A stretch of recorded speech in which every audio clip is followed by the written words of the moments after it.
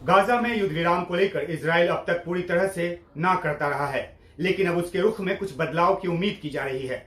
दरअसल इजराइल के PM Benjamin Netanyahu और अमेरिकी राष्ट्रपति जो बाइडेन के बीच इस बात को लेकर चर्चा हुई है कि क्या बीच में थोड़े थोड़े समय के लिए युद्ध रोका जा सकता है।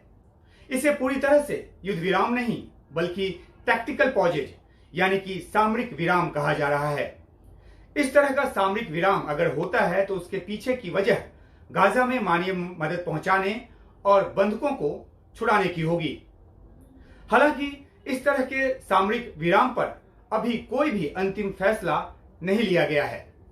व्हाइट हाउस के प्रवक्ता जॉन किर्बी की तरफ से जारी बयान में कहा गया है कि इजराइल और अमेरिका की सरकार जो है वो इस मुद्दे पर यानी कि सामरिक विराम के मुद्दे पर आपस में संपर्क में रहेगी और यह भी कहा गया है कि राष्ट्रपति बाइडेन और पीएम नेतन्याहू इस पर आगे चर्चा जारी रखने के लिए सहमत हैं, यानी कि अंतिम फैसले के पहले अभी चर्चा होनी बाकी है और उसके बाद ही फैसला लिया जाएगा। इजराइल युद्ध विराम के अब तक के तमाम प्रस्तावों को खारिज कर चुका है।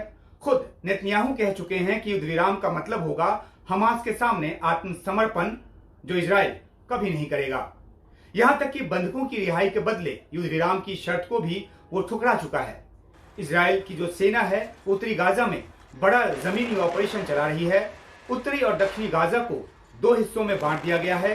गाजा सिटी के चारों तरफ की जो घेराबंदी है वो की जा चुकी है और उसमें जमीनी जो सैन्य अभियान है वो चलाया जा रहा है और उसका मकसद जो है बंधकों की रिहाई के साथ साथ हमास का खात्मा भी बताया गया है।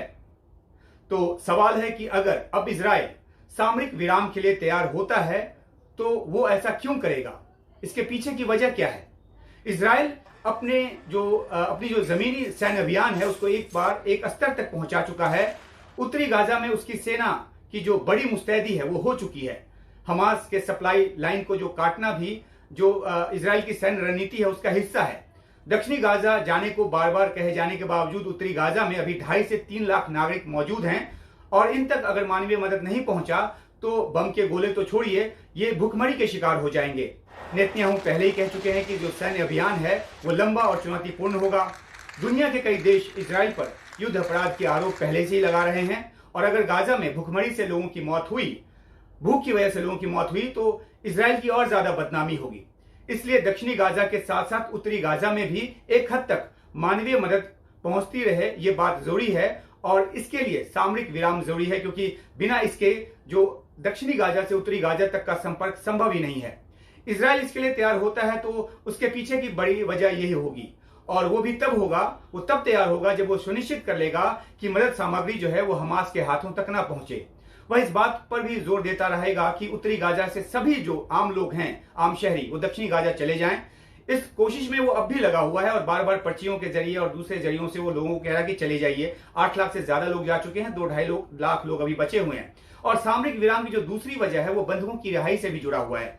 इजराइल के हमलों से गाजा तबाह है, लेकिन हमास जो है वो बंधकों को छोड़ने को तैयार नहीं है। ईंधन से लेकर इजराइल की जेलों में बंद फिलिस्तीनियों की रिहाई तक की वो शर्त रख चुका है, लेकिन इजराइल उन शर्तों को मानने को तैयार नहीं हुआ। वह सैन्य अभियान के जरिए बंधकों को छुड़ाने की कोशिश में है, लेकिन इसमें बंधकों की जान को भी खतरा है, ये बात इजराइल भी समझता है। तो सामरिक विराम से बातचीत के जरिए बंधकों को छुड़ाने की संभावना को बल मिलेगा, मौका मिलेगा और जो कतर जैसे देश जो कि मध्यस्थता कर रहे हैं उनको हमास से बार्गेन करने का मौका मिलेगा। अरब देशों के गुस्से को भी कुछ हद तक कम करने में मदद हो सकती है। हालांकि इजराइल और अमेरिका दोनों को फिलिस्तीन की तबाही का जिम्मेदार मान रहे तमाम जो अरब देश हैं और उनकी तरफ से जिस तरह के बयान आए हैं वो भी हम बार बार आपको दिखाते रहे हैं। बाइडेन अगर नेतन्याहू को सामरिक विराम देने के लिए तैयार कर पाते हैं तो इससे अमेरिका की जो बदनामी हो चुकी है उसको भी अपना चेहरा बचाने में थोड़ी मदद मिलेगी और इन सब वजहों से सामरिक विराम को की जो संभावना बनती नजर आ रही है। लेकिन ये तभी इजराइल करेगा जब उसे लगेगा कि हमास को खत्म करने का जो उसका सैन्य अभियान है वो इस सामरिक जो विराम है उससे कहीं कमजोर नहीं पड़ेगा और तब जाकर वो इस पर अंतिम फैसला लेगा। इसलिए अगले कुछ दिनों तक इस पर बातचीत की जो बात है वो व्हाइट हाउस की तरफ से कही गई है, अंतिम फैसला नहीं लिया गया है।